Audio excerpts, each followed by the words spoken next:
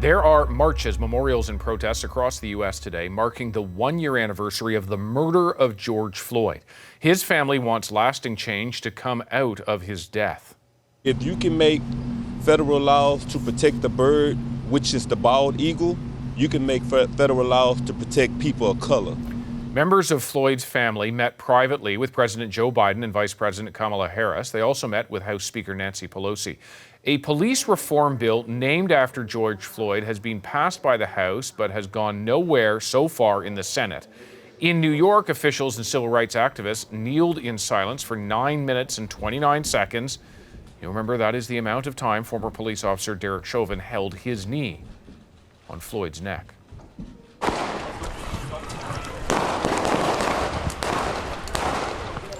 Now, that was a scary incident this morning as gunfire rang out at the location where Floyd was killed. People who were setting up for a day of remembrance, as you saw, had to run for cover.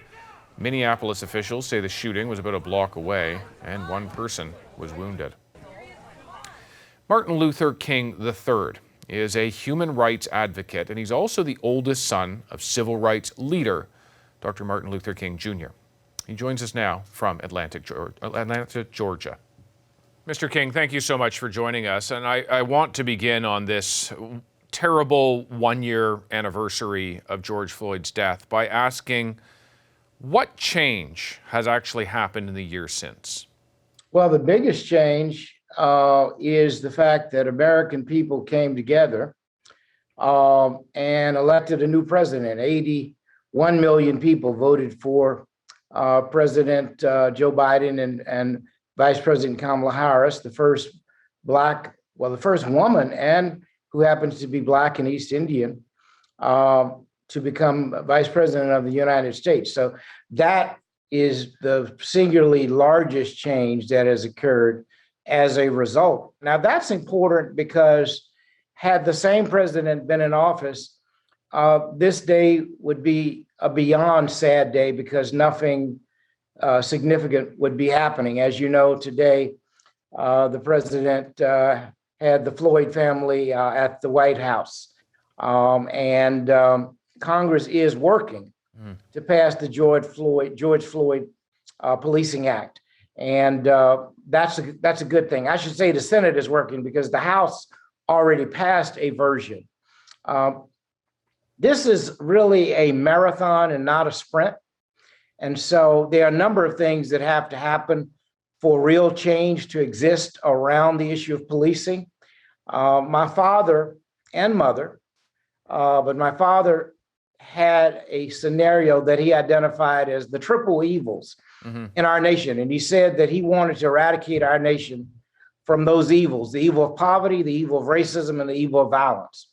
So if we look at where we are as a society, those triple evils are still within our midst. My mom, throughout her life, had hoped to eradicate them. So our challenge today is still to eradicate those triple evils. And Mr. King, I certainly hear you when you say this is a marathon and one that will require ongoing diligence and commitment.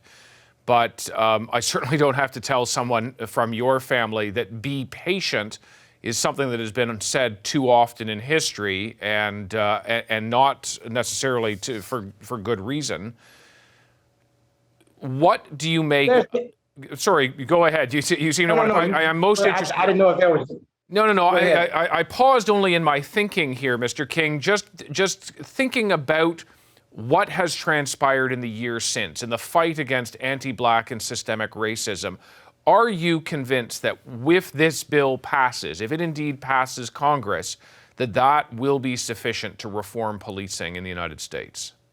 Oh, absolutely. This is not just a one step. Absolutely not, is what I should say. Okay. This is not a one step, one and done. Yeah. There are things that have to be done in policing, such as psychological profiling has to be enhanced tremendously, such as diversity, sensitivity, and human relations training, such as police officers being hired from the communities that they're going to be policing. So they have a vested interest in that community, such as civilian review and civilian oversight boards.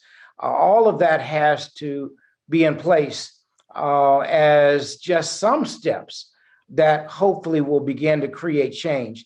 And so that's why I say it's not a sprint, it's a marathon. And also there are 18,000+ police departments across the United States.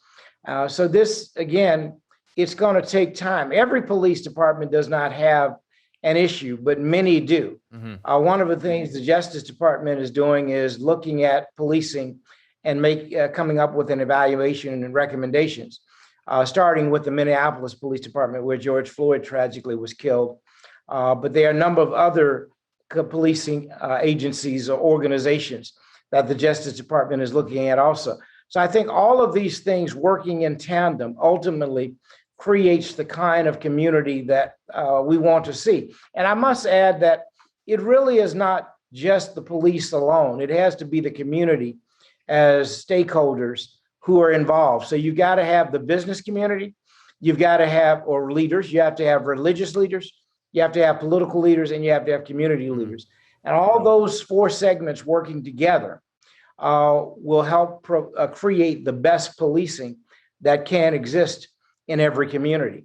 Also, police are trained, they're not trained to, they seem to be trained to escalate.